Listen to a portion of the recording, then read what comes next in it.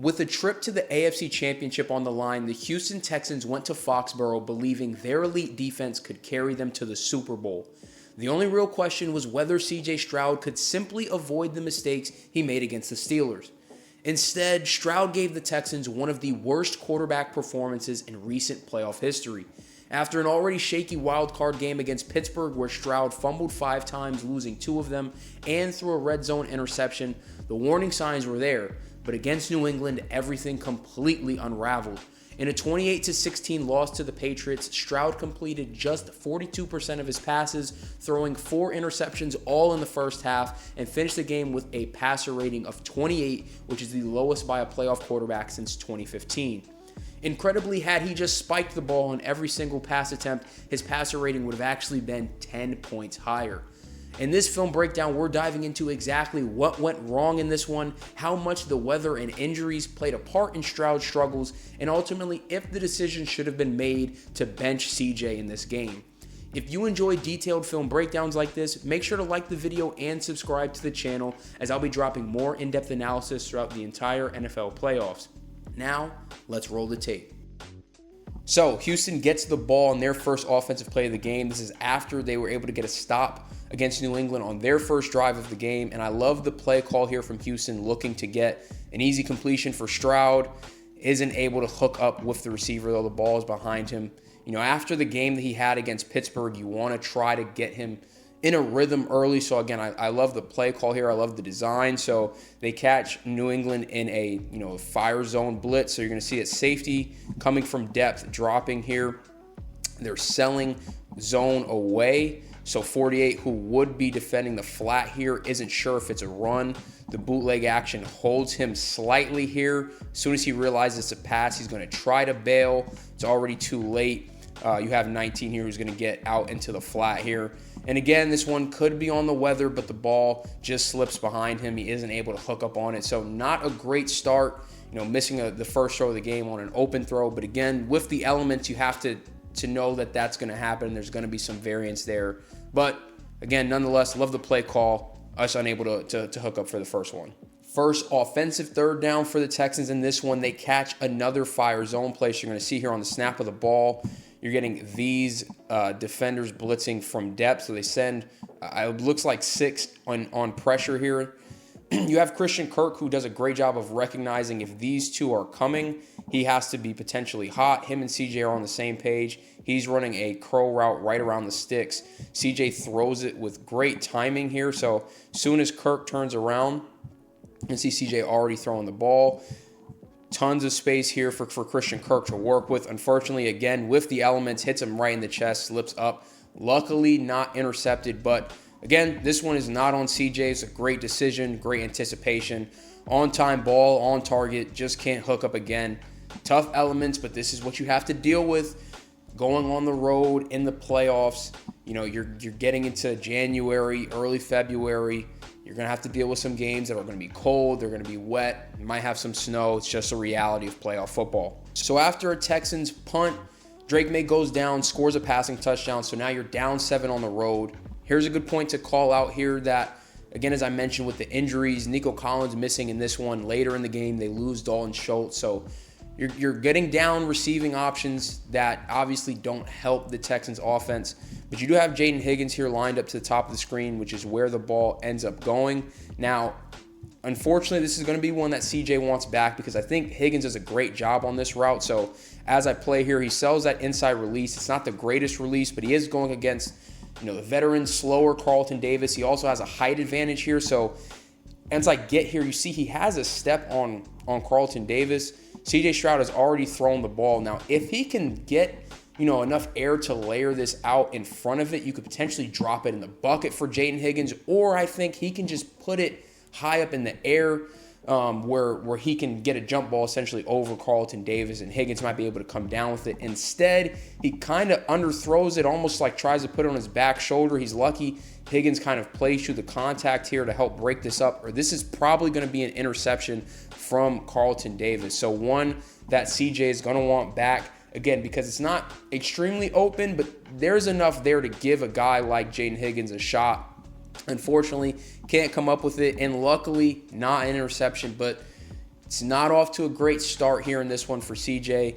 Next play here, you're going to get 3rd and 8. The Patriots look like they're running some type of quarters man match coverage, so a lot of deep routes here from Houston. So I'll pause it here at the top. You see kind of that umbrella shell forming here for New England. You're going to have this safety drive down on the number, I believe, 2 receiver who's coming across on a crossing pattern. Everything is pretty well covered. You can maybe make an argument that he could rip this kind of deep dig here, but you have to put a lot of touch on it to get over that. Again, not necessarily in need to rip that immediately because the offensive line is doing such a great job of blocking for him that he's able to extend the play, steps up through the pocket. That helps to pull this defender, who's really the only one who can stop Dalton Schultz here on this check down. Ends up flipping it over to Dalton Schultz, who's got, so much space to work with. Really big play. Ends up picking up over 40 yards on this one. Wish the finish was a little bit more physical there, but again, not going to hate on him too much for it. Big time pickup, big conversion on 3rd down for CJ. Later on in that same drive, I think we get one of CJ's best passes of the day. So they're going to catch New England in another fire zone look. So you're getting a blitz here with Robert Spillane. You see that safety who kind of started over here, starts to rotate over to the middle of the field, playing some type of cover 3 shell here. Love the play action look again from CJ. Has a guy screaming off the edge at him. Dalton Schultz chipped him, wants to get out into the flat. It's covered pretty well. CJ is able to see, though, that because this deep corner route is going to carry this 3rd receiver, you're going to have this pocket here for him to get the pass off to Higgins. Has to kind of just full armed angle talent it because he can't really step into the throw knowing that he's probably about to take a shot here. Gets the ball up and down to Higgins. Big time grab on 1st down. Picks up 9 yards there. So again, one of the more impressive throws again from CJ on the day.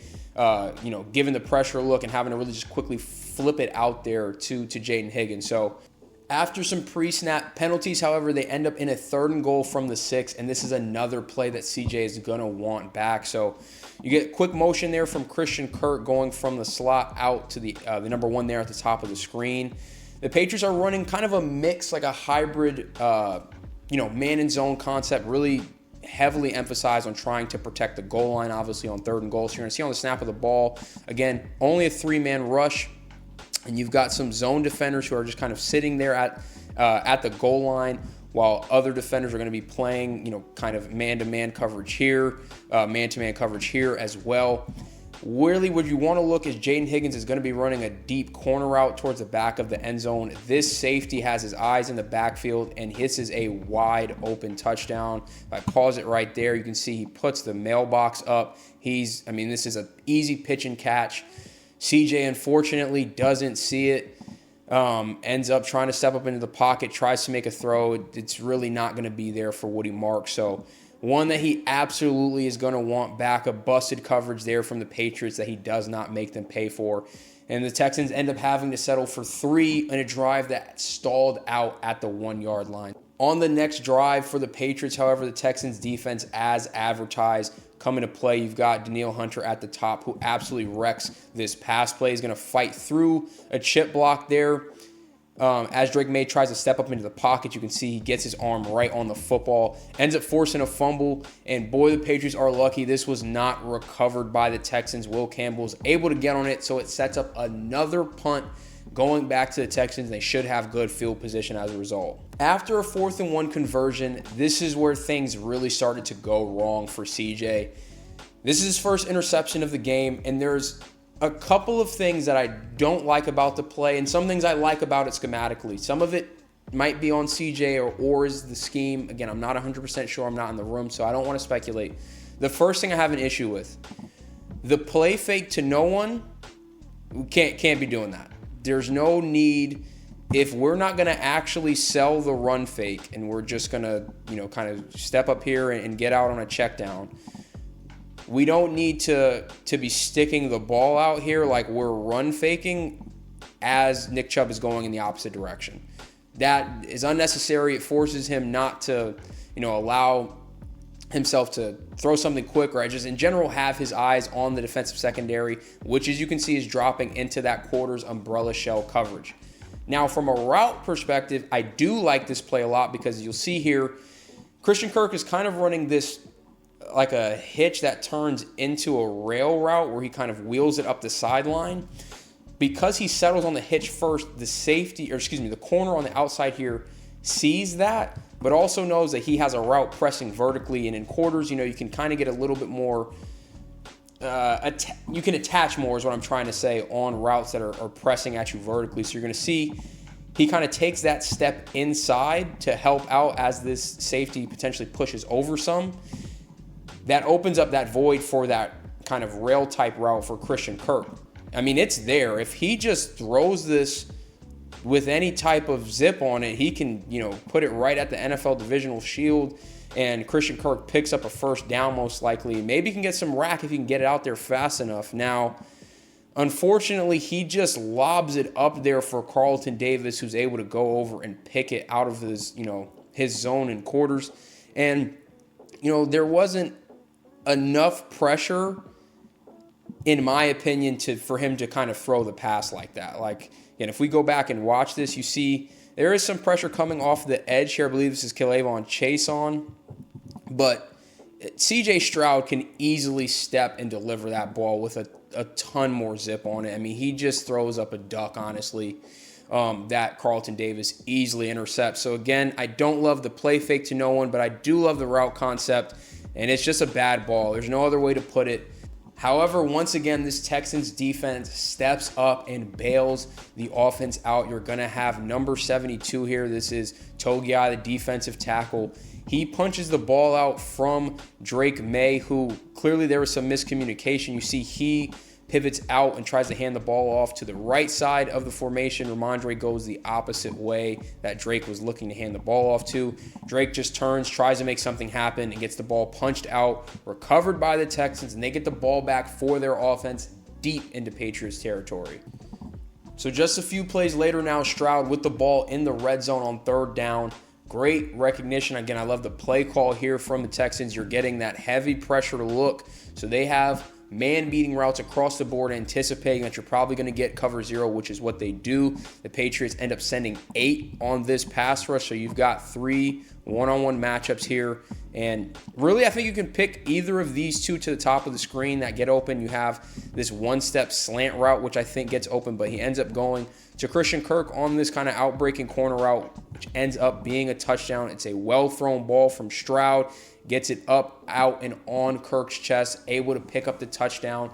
Good response. Again, the defense has been fighting this entire first half, gets the ball back for their offense. Stroud pays it all for the touchdown. So after the Texans defense gets another stop, and they are up 13-10 at this point in the ball game, this is another critical mistake by CJ Stroud. You're going to see he kills the play, gets to a play action bootleg. So you're going to see they fake the wide zone once again to this side of the field, and this is very typical where you're going to get that quick slide flat route. You're getting a deep clear out type of route, and then you have that over route from the receiver on the opposite side. Now, unfortunately, the tight end here on the slide flat ends up tripping, so he falls down, and that means that you don't have that quick hitting route out into the flat. So this defender just triggers. And this is, again, one of the worst things you can see coming out of a bootleg is a free rusher right at you who didn't bite hard on the fake.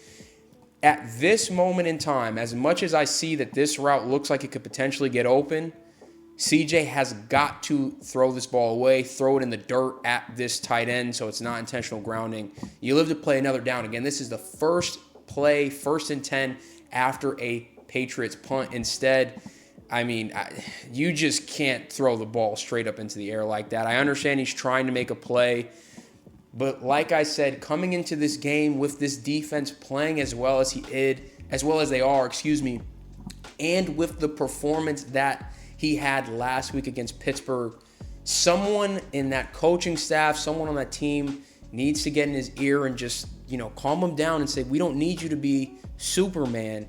We just need you to manage the game. With a defense that good, you don't have to, try to win the game on every single play. And unfortunately, he's just trying to do way too much here. Pays the price with not just an interception, but a pick six. So they end up losing the lead on a play where they give up points from the offense. So it just really, really terrible turn of events. and just a case where he's trying to do way more than he needs to and just needs to live to fight another down and throw the ball away. So after the kickoff, the Texans get the ball back. This is another Stroud interception, but this one is not on him. Unfortunately, it goes off the receiver's hands and ends up being intercepted. Now, again, from a coverage perspective, it looks like you're getting, cover one across the board. So I'll pause it right here. So you see the safety rotating to the top. He's going to patrol the middle, but you've got, man-to-man matchups across the board here. And he picks a good one. So you have the in-breaking route there from, I believe this is Christian Kirk. He's open. He puts the ball in a good spot. Goes right off his hands. You can make an argument that it's a little high, but look, if it hits you in the hands, you got to come down with it. Tips and overthrows are the worst thing that can happen to a pass because that's exactly what defenses are looking for and sitting on. Safety ends up making a great play on the ball, gets a little bit of an additional run back off the interception. Great hit there by, I don't even know who that is. That Nick Chubb looks like, or Woody Marks maybe came up and kind of lit the safety up there. But again, not on CJ Stroud, but ends up getting listed down as an interception nonetheless. And again, this is part of why you can't make those unforced errors, because especially in a game like this where weather is a factor, you almost have to expect that you're going to have the ball slip out, that you're going to have, instances like this where the ball goes through someone's hands. So you can't compound on those with unforced errors on top of that. And that's, again, where I think things really started to spiral for this Texans offense. Getting into the last few plays that I'm going to walk through here, this is towards the end of the first half, right outside the 2-minute warning. This is CJ's fourth interception. Last interception he throws of the game, but it's the fourth interception of the first half. You're going to get another play action kind of boot out look. So you fake the inside zone here on the handoff. He ends up rolling out here to his left. You're trying to sell that zone away. Unblocked here. He's going to end up pulling the trigger and speeds up CJ. He wants to get the ball on this quick out route. I believe this is to Hutchinson.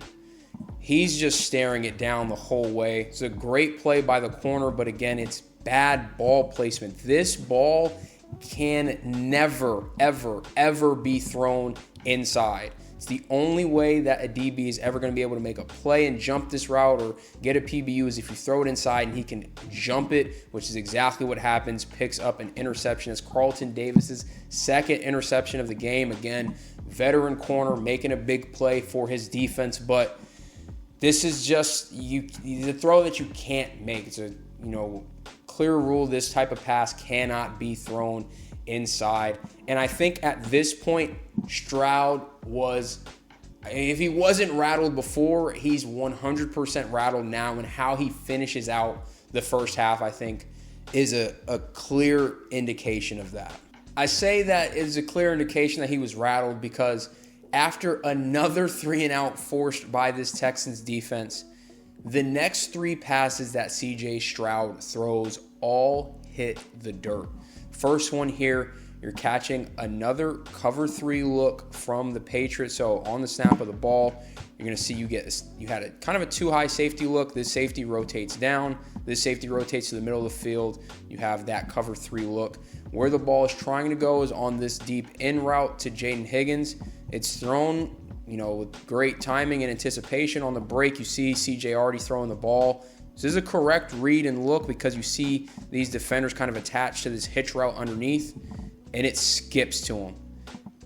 That's just, if this is not an indication that, again, I don't think at this point we can say it's the weather. You can even see visibly on the film here at this point, the rain, sleet, snow, whatever it is kind of let up a little bit. This is just, it's between the ears. It's not there right now. He's clearly rattled, I think. From my perspective, obviously, and I don't know what conversations were had with him on the sideline, but, clearly D'Amico and that coaching staff thought, we're going to keep trusting our guy, which, I understand to some degree, but with your defense playing as well as this, it's unfortunate that this is the time that it really kind of all fell apart for Stroud. Next play for the Texans, you get some motion, from outside. Number 2 becomes the number 1 there in the slot. And this is going to be cover one. It's an exotic way to get there. You see some rotations, pre-snap. This ends up being the middle field safety. And these two are in man coverage down here. Again, I think it's the right decision. You have Christian Kirk kind of gets the top of his route, kind of shows inside, cuts back outside. Thrown on time, it's the correct read, and it skips to him again this time. It's a little wide and short. Again, you can tell it wasn't there for CJ at that point in time. The confidence was shot. At this point in the game, going into the second half, I think that DeMeco Ryans and that coaching staff should have made the decision to put in Davis Mills and bench CJ at least for a portion of time, if not the rest of the game. Davis Mills played so well for Houston in the starts that he had this year, including a big win on Thursday Night Football against the Buffalo Bills. And I think just with a higher floor of quarterback play, someone who would have hopefully, again, this is all hypothetical, but if he would have been able to protect the ball a little bit better, and granted, CJ didn't turn it over in the second half, but the offense never really got into a good flow and rhythm. If that would have been able to happen, again, this was only a 12-point loss for the Houston Texans. Maybe we're talking about them going into the AFC Championship again on the back of an elite and dominant defensive performance. And this defensive unit, I think, is still undervalued in terms of how they're talked about in the media. I think this is a generationally elite defense. And while they're young and they'll be back next year, it's unfortunate that this is how the season had to end, on the back of a really, really poor offensive performance from the Texans. But that is going to do it for this film breakdown. Again, if you enjoyed the video, please leave a like on it. Drop a comment, subscribe to the channel, hit the notification bell so you don't miss another one of my uploads. As always, I appreciate you, and I'm out.